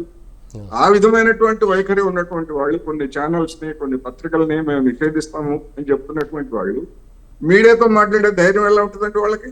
అవును, బహిరంగంగానే ఛానల్స్ పేర్లు చెప్పేస్తున్నారు. బహిరంగ ఛానల్స్ పేర్లు చెప్పేయటం, ఆ ఛానల్స్ని దానికి సంబంధించిన రిపోర్టర్స్ని కూడా జరిగేటువంటి ఏదైతే కార్యక్రమం చేస్తుందో దానికి ఎంటర్ కూడా కానివ్వట్లేదు, బహిరంగానే గొంతు నొక్కేస్తున్నారు. నేను అదే చెప్తున్నా, ఇటువంటి వాళ్ళు ఎవరైనా కావచ్చు, జగన్మోహన్ రెడ్డి గారు కావచ్చు, చంద్రబాబు నాయుడు గారు కావచ్చు, లేకపోతే రేపు ఇంకోళ్ళు ఎవరైనా ఎల్ఐఎఫ్లో ఎవరైనా కావచ్చు, ఈ విధంగా కక్షపూరితంగా తమని రాజకీయంగా విమర్శిస్తారనో లేకపోతే ఆరోపణలు చేస్తారనో ఈ విధమైనటువంటి బహిష్కరణ చేయడం అనేటువంటిది ప్రజాస్వామ్య విరుద్ధము, ప్రజాస్వామ్య స్ఫూర్తికి విరుద్ధము, రాజ్యాంగబద్ధంగా కూడా విరుద్ధమే. గతంలో మరి అటువంటి నిర్ణయాన్ని విమర్శించినటువంటి పెద్దలుగా తెలుగుదేశం వాళ్ళు ఇప్పుడు మళ్ళా ఆ గడ్డ ఎందుకు వాళ్ళు తినాలి, ఆ పని ఎందుకు చేయాలి, ఆ తప్పుడు పని ఎందుకు చేయాలి, చేయాల్సినటువంటి అవసరం లేదు. చూడనివ్వండి, జనాన్ని చూడనివ్వండి. ఇప్పుడు సోషల్ మీడియాని ఏమైనా కంట్రోల్ చేయగలరా వీళ్ళు? వాళ్ళు కానీ, ఆ పార్టీ వాళ్ళు కానీ, ఈ పార్టీ వాళ్ళు కానీ ఒక సోషల్ మీడియా కంట్రోల్ చేయగలిగారా? సోషల్ మీడియా కూడా ఇవాళ ప్రధానమైనటువంటి మీడియాకి పోటీగా తయారైంది కదా. అంటే ట్రైకి రూల్స్ ఉండవండి? ఇలా గొంతు నొక్కుంటా పోతా ఉంటే ట్రై ఎంటర్ అవ్వదా? ట్రైకి రూల్స్ ఉండవా? ఇప్పుడు రూల్స్ అనేటువంటివి ఏదో ఒక లూప్ హోల్స్ లేకపోతే ఇంకోటి ఉంటాయి. ఆ లూప్ హోల్స్ ని ఇప్పుడు మీరు చెప్పిన దానికి ఏకీభవిస్తూ, అంటే కేబుల్ ఏదైతే ప్రసారాలు ఉన్నాయో 20% ప్రజల చేత ఈ ఛానల్ మాకు వద్దు అంటూ ఒక 20% ప్రజలు ఎవరైతే వద్దు అంటే దాన్ని ఆపేయచ్చు అంట. కాబట్టి అలాంటి సిస్టమే ఫాలో అవుతున్నట్టున్నారు. అటువంటి వాటిని కృత్రిమంగా క్రియేట్ చేయగలరు. అవును, కృత్రిమే అదంతా. కృత్రిమంగా క్రియేట్ చేయగలరు. నిబంధనలు అనేటువంటివి అంత కాంక్రీట్ గా అంత ఫుల్ ప్రూఫ్ గా లేవు మన దేశంలో కానీ ప్రపంచంలో కానీ. అందుకని నిబంధనల్ని ఏ విధంగానైనా చెప్పగలిగినటువంటి వాళ్ళు, నిబంధనలు ఏ విధంగానైనా అమలు చేయగలిగినటువంటి సమర్థులు ఉన్నారు ఆంధ్రప్రదేశ్ లో అనేటువంటిది మనకి గత 10 ఏళ్ల అనుభవం తెలియజేస్తుంది. అందుకని అది తప్పది. ఎవరైనా అటువంటి పనులు చేస్తే అది ఏ విధంగా సమర్థించుకుంటారు?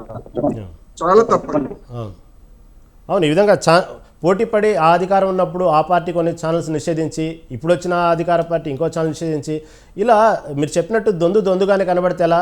అప్పుడు ఆ అధికార పార్టీ ఉన్నప్పుడు ప్రజావేదికని కూల్చేసి, ఈ పార్టీ రాగానే పార్టీ కార్యాలయాలు కూల్చేసుకుంటూ, ఇలా కూల్చేసేటువంటి సంస్కృతిని ఎవరికి వాళ్ళు సమర్థించుకుంటూ పోతా ఉంటే ఎంతవరకు కరెక్ట్ అంటారు కోటేశ్వర గారు? రహీం గారు, ఇప్పుడు మీడియా గురించి చెప్పాను. ఇప్పుడు కార్యాలయాల కూల్చివేత గురించి ప్రధానమైనటువంటి చర్చ జరుగుతూ ఉంది.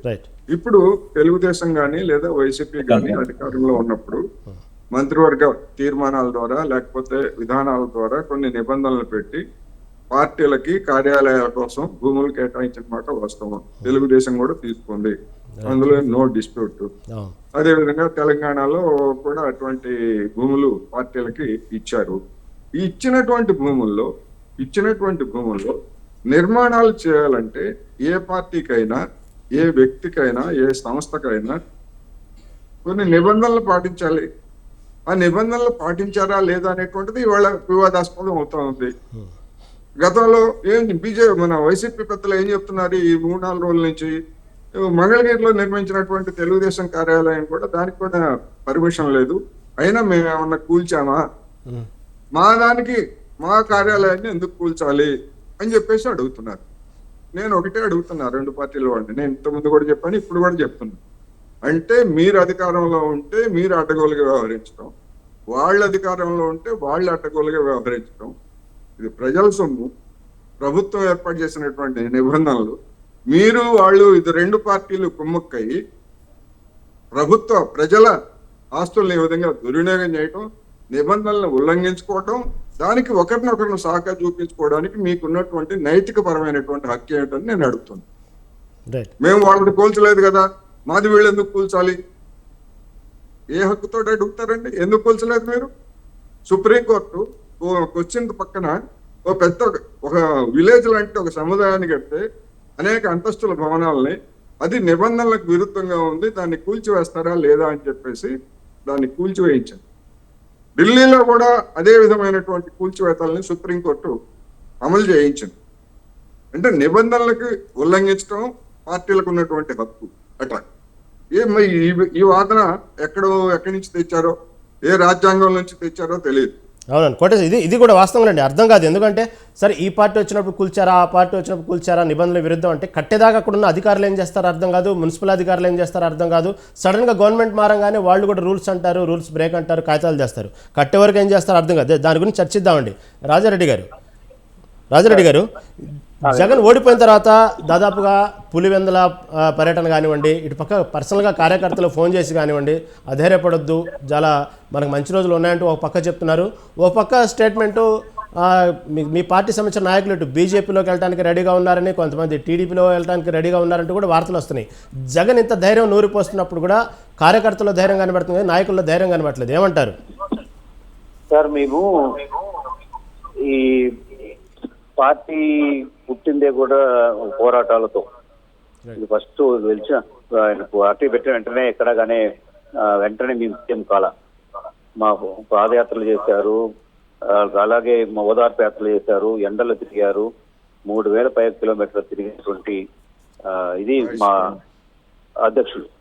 కాబట్టి అటువంటి పార్టీగా ఈరోజు ఏదో ప్రతిపక్షంలో ఉన్నామని చెప్పని, పార్టీ నుంచి మేము ఏదో ఓడిపోయినామని చెప్పిన, అధికార పక్షంలో లేవని చెప్పిన దానికోసమని కార్యకర్తలు ఎక్కడ అధైర్యపడద్దండి. భవిష్యత్తులో, ఎందుకంటే ఇప్పుడే స్టార్ట్ అయింది, ఈ 10 రోజుల్లోనే చంద్రబాబు నాయుడు ఇచ్చినటువంటి హామీలను అమలు చేయట్లే సూపర్ సిక్స్ లో. కాబట్టి ఇట్లాంటివి ఉంటాయి, మనకు ఫ్యూచర్ ఉంటుంది, మన పార్టీకి ఫ్యూచర్ ఉంటుంది. కాబట్టి మీరు అధైర్యపడద్దని చెప్పని కార్యకర్తలకి మా నాయకుడు ఇచ్చినటువంటి భరోసా. అంతేగాని ఏదో కాంగ్రెస్ పార్టీలో విలీనమవుతాం, కాంగ్రెస్ పార్టీలో మనకు మంచి భవిష్యత్తు ఉంటుందని చెప్పని ఎక్కడా కానీ చెప్పలేదు, ఆయన కూడా లేదు. ఈవెన్ బెంగళూరుకి వెళ్ళినా వాళ్ళ ఇంటికి వెళ్ళారు తప్ప బెంగళూరులో డీకే శ్రీనివాస్ శివకుమార్ని కలిశారని, లేకపోతే కాంగ్రెస్ పార్టీలో కలిసి ఎక్కడ మంత్రాలు జరగలే. కేవలం ఇది తెలుగుదేశం పార్టీకి సంబంధించినటువంటి నాయకులు, బీజేపీలో చేరినటువంటి ఎమ్మెల్యేలు వాళ్ళు ఎట్లయినా కానీ ప్రతిపక్ష పార్టీ అయినటువంటి వైసీపీ పార్టీకి సంబంధించినటువంటి నాయకులని, కార్యకర్తలని అధైర్యపరచాలని ఉద్దేశంతో ఇటువంటి అపోహలు స్టేట్మెంట్ ఇవ్వడం జరుగుతున్నది. మిథున్ రెడ్డి గారు చెప్పారు, మిథున్ రెడ్డి గారు జాయిన్ అవుతారు. మిథున్ రెడ్డి గారు నేను స్టేట్మెంట్ కూడా ఢిల్లీలో ఇవ్వడం జరిగింది. నేను ఇదే వైఎస్సీపీలో ఉంటాను తప్ప నాకు అవసరం లేదు, భారతీయ జనతా పార్టీ కోసం అవసరం లేదని చెప్పి కూడా ఆయన స్టేట్మెంట్ ఇచ్చారు. కాబట్టి మా ఎంపీలు కానీ, ఎమ్మెల్యేలు కానీ, లేకపోతే ఇప్పుడు ఇంకోటి కూడా నిన్నెవరు ఒక నాయకుడు చెప్తున్నాడు, ముగ్గురు ఎమ్మెల్యేలు భారతీయ జనతా పార్టీతో టచ్ లో ఉన్నారు, 2 ఎమ్మెల్యేలు జనసేనతో టచ్ లో ఉన్నారు, ఒకటే మిగులుతారు, జగన్మోహన్ రెడ్డి ఒకటే మిగులుతారు అనే పద్ధతిలో చెప్పడం జరుగుతుంది. 11 మంది అయినా 11 మంది కూడా గట్టిగా పోరాటం చేసే దాంట్లో మా సంబంధించిన ఎమ్మెల్యేలు, ఎంపీలు వాళ్ళు ఇచ్చే తాయిలాలకు, వాళ్ళు పెట్టే అపోహలకు ఏమాత్రం కానీ తలొగ్గే పరిస్థితి లేదు. మేము ప్రజాక్షేత్రంలో మరీ పోరాటం చేసి ఈ ప్రభుత్వం హనీమూన్ జరుగుతున్నది. మా నాయకుడు చెప్పారు 5-6 నెలలు మనం టైం ఇద్దాం, తర్వాత మనం చేద్దామని చెప్పని. ఈ 5-6 నెలల్లో మా పార్టీ కార్యకర్తలకి, మా పార్టీ నిర్మాణం పైన ఒకసారి దృష్టి సారించబడి తర్వాత మళ్ళీ 6 నెలల తర్వాత ఈ ప్రభుత్వం చేస్తున్నటువంటి ఏదైతే ప్రజా వ్యతిరేక విధానాలు ఉన్నాయో, వాళ్ళు ఇచ్చినటువంటి వాగ్దానం, మేనిఫెస్టో వాళ్ళు ఇచ్చినటువంటి వాగ్దానం ఏదైతే ఉన్నాయో ఆ మేనిఫెస్టో వాగ్దానాన్ని వెంటనే అమలుపరచాలి. ఈ రోజు మనం చూస్తున్నాం మేనిఫెస్టో ఉన్నటువంటి ఈ ఏదైతే మహిళలకి ఆర్టీసీలో ఉచిత ప్రయాణం అది అసలు పట్టించుకోవాలి, దాని మీద ఏమాత్రం చెప్పాలా. 18 సంవత్సరాల నుండి వాళ్ళకి 3,000 ఇస్తున్నారు, అది కూడా ఏమాత్రం ఆయన పట్టించుకోవాలా. తర్వాత ఇంకా మిగతా రైతులకు సంబంధించి ఏమాత్రం కానీ అదేమి ఇంతవరకు చెప్పలేదు. నిరుద్యోగ వృత్తికి సంబంధించి ఏం చెప్పలేదు. కేవలం డిఎస్సి, ఆ డిఎస్సిలో కూడా మా నాయకుడు 6,000 పోస్టు గతంలోనే ప్రకటించారు. ఆ 6,000తో కలిపి ఈ 10,000 అన్ని కలిపి 16,000 అది మెగా డిఎస్సిని ప్రకటించాడు. అలాగే ఇంకా మిగతాది ఆయన అన్న క్యాంటీన్లు అని చెప్పని, తర్వాత లేని చట్టమైనటువంటి రైతు సంబంధించినటువంటి టైటిల్ యాక్ట్ అని చెప్పని, తర్వాత మిగతా సంబంధించినటువంటి 3-4 దీనిపైన పెట్టి అలాగే పెన్షన్ సంబంధించిన అది కానీ ఇవి మాత్రమే ఇస్తారు తప్ప మిగతా ఏమీ చెప్పలేదు. కాబట్టి ఇప్పుడే మనకు తెలిసిపోయింది ఆయన ఇచ్చినటువంటి ఏదైతే సూపర్ సిక్స్ లో ఈ రోజు ముఖ్యమైనటువంటి నేను కూడా తప్పించబడి ఏదో 2-3 మాత్రం ఇస్తున్నారు. అవన్నీ కూడా ప్రజలు చూస్తున్నారు. అలాగే ముఖ్యంగా ఈ రోజు నేను వాలంటీర్ సంబంధించిన కొన్ని విషయం మీతో మాట్లాడాలి. ఈ సచివాలయ వ్యవస్థ అనేది జగన్మోహన్ రెడ్డి గారు తెచ్చారు కాబట్టి ఈ సచివాలయ వ్యవస్థ అనే దాన్ని లేకుండా చేయాలి రాష్ట్రంలో, ఆ పేరు లేకుండా చేస్తున్నాం చంద్రబాబు నాయుడు వ్యవహరించడం జరుగుతున్నది. ఆయన గతంలోనే చెప్పాడు వాలంటీర్ వ్యవస్థని కంటిన్యూ చేస్తాను, వాలంటీర్లకు రూపాయల జీతం ఇస్తాము అని చంద్రబాబు నాయుడు వాలంటీర్ వ్యవస్థే వద్దు అని చెప్పిన పద్ధతిలో రేపు రాజారెడ్డి గారు రేపు 1వ తారీఖు పెన్షన్లు ఏదైతే ఉన్నాయో ఆ కార్యక్రమం కూడా సచివాలయం ద్వారానే చేయాలనుకుంటూ నిర్ణయించారు కదా నిన్న కేబినెట్ లో. సచివాలయం వ్యవస్థ సచివాలయ ఉద్యోగుల చేతనే ఆ రేపు పెన్షన్ల కార్యక్రమం కూడా చేయాలన్నట్టు కేబినెట్ లో నిర్ణయించుకున్నారు కదా నిన్న. అవును సార్, అవును సార్, అదే చెప్తున్నా, అది కూడా చెప్తున్నా.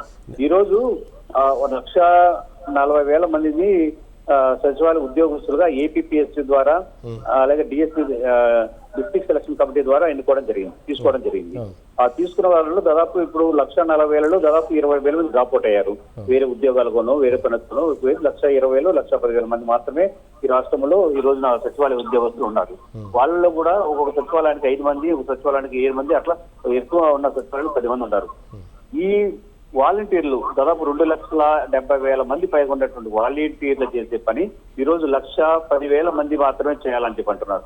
ఈ 1,10,000 మంది ఏంది, ఎంఏ, బీఈడు, ఎంపీలు, పిహెచ్డీలు అన్ని చేసినటువంటి ఎవరైతే గ్రూప్ 1, గ్రూప్ 2 ప్రిపేర్ అయ్యేటువంటి వాళ్ళని ఆ స్థాయిలో ఉద్యోగం వచ్చిందని చెప్పని వాళ్ళు జాయిన్ అయితే 10th క్లాస్ కూడా పాస్ కానటువంటి వాళ్ళు ఎవరైతే పాస్ అయినట్టు వాళ్ళు వాలంటీర్లు చేసే పని ఈ రోజు ఇంటింటికి వెళ్ళి ఎక్కువ మంది లేడీస్ ఉన్నారు. ఈ రోజు లేడీస్ అంటే వాలంటీర్లు మాత్రం ఇంటింటికి వెళ్ళి మీరు ఇవ్వండి, పెన్షన్ ఇవ్వండి పద్ధతిలో చంద్రబాబు నాయుడు ఇండైరెక్ట్ గా ఈ వ్యవస్థ అనేది బాగలేదు, ఈ వ్యవస్థను ఎత్తేద్దామని చెప్పే పద్ధతిలో ఈ రోజున అలా చేయడం జరుగుతున్నది. ఇప్పుడు వాళ్ళు చెప్పేది అదే కదండి రాజారెడ్డి గారు, వాళ్ళు చెప్పేది కూడా అదే కదా.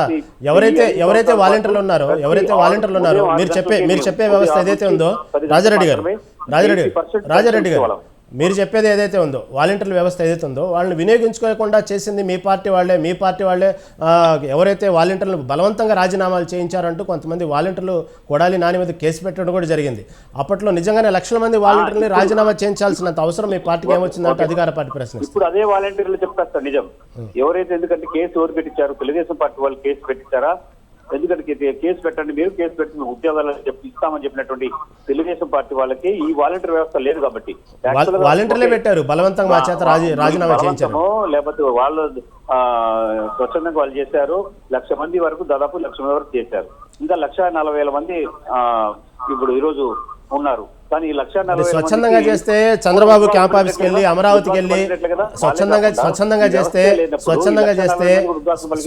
స్వచ్ఛందంగా రాజీనామాలు చేస్తే చంద్రబాబు గారి దగ్గరికి వెళ్ళి మా చేత బలవంతంగా రాజీనామా చేయించారు, మా ఉద్యోగాలు మాకు ఇచ్చేయండి, మా ఉద్యోగాలు మాకు కల్పించండి అంటూ మళ్ళీ ఎందుకు వేడుకుంటున్నారు కార్యకర్తలు? ఎక్కడికి వెళ్ళినా, ఏ టీడీపీ నాయకుల దగ్గరికి వెళ్ళినా కూడా అదే ఇప్పుడు ఉద్యోగం వాళ్ళకి ఇచ్చేయండి ఏంటంటే వాళ్ళు మళ్ళీ కూడా, ఎందుకంటే వీళ్ళ ద్వారా వీళ్ళు బలవంతంగా పెట్టారని కేసు పెట్టించాలని చెప్పని, కేసు పెట్టించి ఇలా చేయాలని చెప్పని అంటున్నారు. ఓకే, వాళ్ళు కేసు పెడతారు. ఇప్పుడు వాళ్ళకి ఉద్యోగం ఉందా?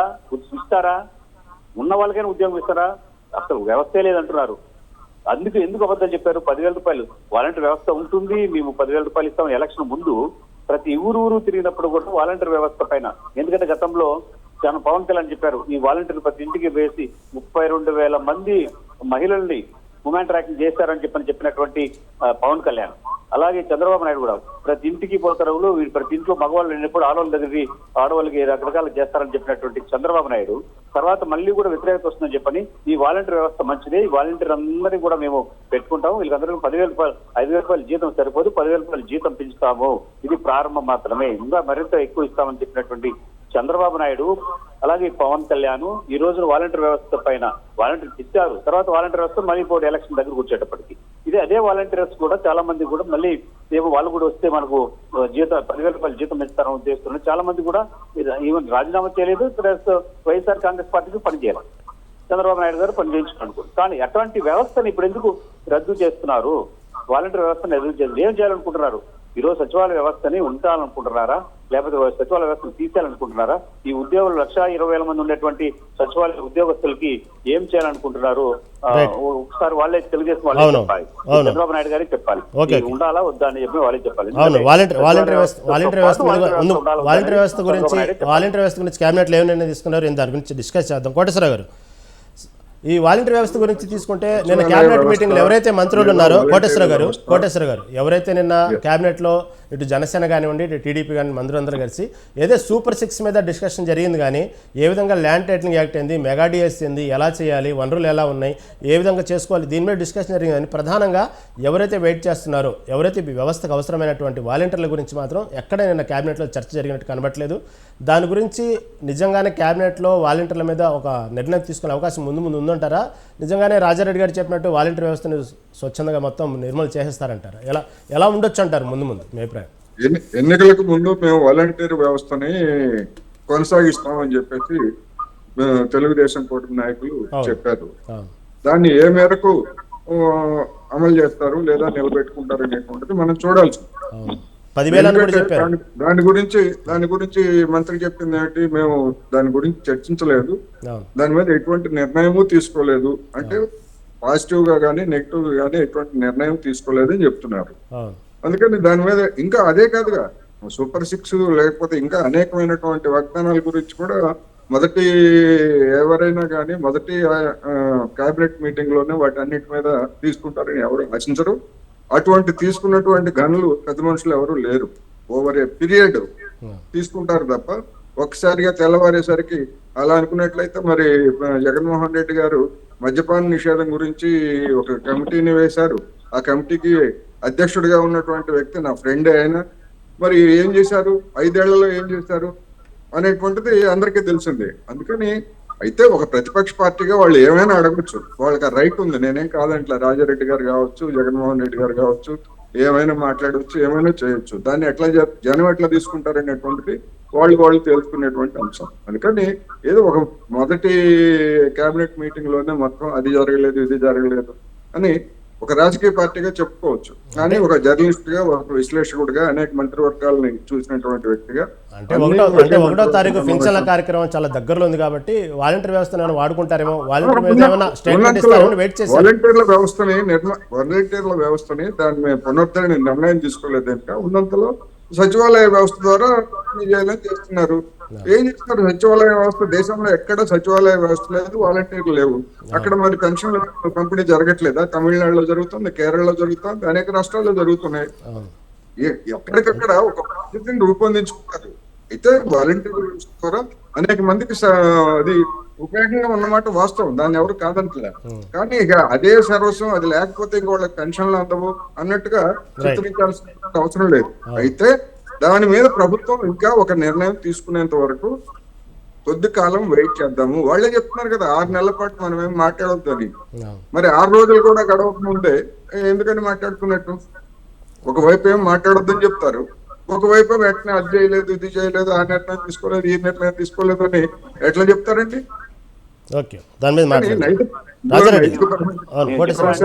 రాజారెడ్డి గారు, ఈ మధ్యన మీ నాయకుడు ఎవరైతే ఉన్నారు రాజారెడ్డి గారు, మీ పార్టీ నాయకుడు ఎవరైతే ఉన్నారు కాసు మహేష్ రెడ్డి మాట్లాడుతూ జగన్ ఓడిపోవడానికి చాలా కారణాలు చెప్పారు. దాంట్లో ప్రధానంగా నాసిరకం మద్యం ఒకటి, చంద్రబాబు నాయుడిని అరెస్ట్ చేసిన విధానం ఒకటి, అలా కొన్ని మేజర్ పాయింట్స్ కొన్ని చెప్పుకొచ్చారు కాసు మహేష్ రెడ్డి. నిజంగా దాన్ని ఏకీభవిస్తారా? ఈ ఓటమి కారణాలు మీ పార్టీ ఎన్నోసార్లు ఎవరైతే సజ్జల రామకృష్ణారెడ్డి గారికి, విజయసాయిరెడ్డి గారికి ఎన్నోసార్లు విన్నవించుకున్నప్పటికీ కూడా ఈ విధంగా నష్టం జరుగుతుంది, మద్యపానం గురించి ఈ విధంగా నాసిరకం మద్యం గురించి ఈ విధంగా జరుగుతూ ఉంది అని చెప్పినప్పటికీ పట్టించుకోలేదు. ఇంత నష్టం పార్టీకి జరిగింది అన్నారు. ఏకీభవిస్తారా దాన్ని మీరు? సార్ ఇప్పుడు అంటూ అధికారం ఉన్నటువంటి పార్టీకి, ఏ పార్టీకి అయినా కానీ వ్యతిరేకత అనేది ఉంటుంది. అన్ని పథకాలు అందరికీ నష్టాలని లేదు, అన్ని పథకాలు అందరూ కూడా సపోర్ట్ చేయాలని అవసరం కూడా చెప్పలేము. అంటే ఓడిపోక ముందే జరుగుతున్న నష్టాన్ని పార్టీ దృష్టికి తీసుకెళ్లారు కదా, హైకమాండ్ దృష్టికి చేయాలని చెప్పని బెల్ట్ సభలు ఫస్ట్ మేము ఎత్తడం జరిగింది. దాంతో పాటు ఏంటంటే పేదలు, మరీ దగ్గరున్నటువంటి పేదలు ఈరోజు వాళ్ళ పుస్తులు అమ్ముకొని భార్య పిల్లలకి డబ్బు లేకుండా, కష్టపడిన డబ్బు లేకుండా ఈరోజు తాగుతున్నాడంటే భక్తులు, అట్లాంటి వాళ్ళకి దూరం చేయడం చేసుకొని బ్రాండ్ ఏదో మార్చి తర్వాత రేట్ పెంచి, ఎందుకంటే వాళ్ళకి తక్కువ షాపులు ప్రభుత్వం ద్వారా నిర్ణయించబడి తక్కువ షాపులు నిలిచారు. అదొకటి. రెండోది ఏంటంటే ప్రజల్లో ఈరోజు చివరి నిమిషంలో ల్యాండ్ టైటిల్ యాక్ట్ అనేది ఒకటి పెద్ద బూచిగా చూపించి, ఆ బూచిగా చూపించినటువంటి దాన్ని ప్రజలు నమ్మి ఈరోజు ఏదైనా మా భూములంతా జగన్మోహన్ రెడ్డి లాక్కునేస్తాడు అనే పద్ధతులు, భూమి నీది కాదు అనే పెద్ద బ్యానర్లతో ఈనాడు, ఆంధ్రజ్యోతి పేపర్లో యాడ్ వేసి లేదు ప్రజల్లో కూడా ఈ ఒరిజినల్స్ అన్ని కూడా మీ దగ్గర పెట్టుకో, గవర్నమెంట్ లాక్కునేస్తుంది, ఓన్లీ జిరాక్స్ మాత్రం మీకు ఇస్తుందనే పద్ధతులు చెప్పడం జరుగుతుంది. ఇది మేము కాదు, కేంద్ర ప్రభుత్వం ఇచ్చినటువంటి ఏదైతే ఉందో ఆ కేంద్ర ప్రభుత్వం ఇచ్చినటువంటి దాన్ని మాత్రమే రాష్ట్రంలో అమలు చేశారు. కాబట్టి ఈ కేంద్ర ప్రభుత్వం అమలు చేసిన తర్వాత అంతకుముందు ఏమన్నారంటే మీరు చూసుకుంటారు, పురంధేశ్వరి, సీఎం రమేష్, తర్వాత సుజనా చౌదరి వీళ్ళందరూ స్టేట్మెంట్ లో ఈ ఎలక్షన్ రిజల్ట్ రాక ముందు వరకు అసలు వాళ్ళు నోరు వెప్పల వాళ్ళ పక్కన పెట్టుకొని Chandrababu Naidu land title act గురించి వ్యతిరేకంగా మాట్లాడితే వీళ్ళు ఏమాత్రం కూడా ఆ గురించి మాట్లాడారు. తర్వాత ఏం చెప్పారంటే ల్యాండ్ టైటిల్ యాక్ట్ మంచిదే, ల్యాండ్ టైటిల్ యాక్ట్ ని మా కేంద్ర ప్రభుత్వమే ప్రవేశపెట్టిందని చెప్పని ముగ్గురు చెప్పడం జరిగింది. అంటే అవకాశవాదం రాజకీయాలు ఇవన్నీ కలగలిపి, ఎందుకంటే ముఖ్యంగా మా ఉండేటువంటి ఈ ఏదైతే వ్యతిరేక ఉన్నదాన్ని 10% ఉన్నదాన్ని 100% చూపించబడి. ఓకే రాజారెడ్డి గారు, ఓకే సమయం లేదండి, సమయం అయిపోయింది. రాజారెడ్డి గారు, ఓకే దాని గురించి ఓకే, పార్టీ ఓడిపోవడానికి నాసిరకం మద్యం కానివ్వండి, చంద్రబాబు నాయుడు అరెస్ట్ కానివ్వండి, మీరు చెప్పినట్టు ల్యాండ్ టైటిలింగ్ అనేక కారణాలు ఉన్నాయండి. దాని గురించి ఇప్పుడిప్పుడే నాయకులు, వైసీపీ నాయకులు బయటకు వస్తున్నారు, వాళ్ళ అభిప్రాయాలు చెప్తున్నారు, ఇప్పుడిప్పుడే ఓడిపోవడానికి కారణాలు చెప్తున్నారు. వాస్తవమే. కాకపోతే ఎన్నికలు ఓడిపోకముందు అంటే ఎన్నికలు జరగకముందే విజయసాయిరెడ్డికి, సజ్జల రామకృష్ణారెడ్డి దృష్టికి తీసుకెళ్ళినప్పటికీ కూడా పట్టించుకోలేదు అనేటువంటి వాపోతున్నారు. అంటే పార్టీ జరిగిన నష్టాన్ని కూడా దృష్టికి తీసుకెళ్ళినప్పుడు కూడా పట్టించుకోలేదు అనేది వాళ్ళ బాధ. ఓకే సమయం అయిపోయిందండి. డిబేట్లో పాల్గొన్నందుకు మన్యం కోటేశ్వరరావు గారికి, అదేవిధంగా నారపశెట్టి రాజారెడ్డి గారికి ధన్యవాదాలండి. ఇది ఏదైనప్పటికీ ప్రజా సమస్యల్ని తెలియజేయడానికి ప్రతిపక్ష హోదా అనేది చాలా అవసరం రాష్ట్రానికి. కాబట్టి ప్రతిపక్ష హోదా అనేది సముచిత స్థానం ఇచ్చారా లేదనే దానికంటే కూడా ప్రతిపక్ష హోదా రాష్ట్రానికి చాలా అవసరం. ఇది నాటి మిడ్ డిబేట్ కలిగి చూస్తూనే ఉండండి స్వతంత్ర టీవీ.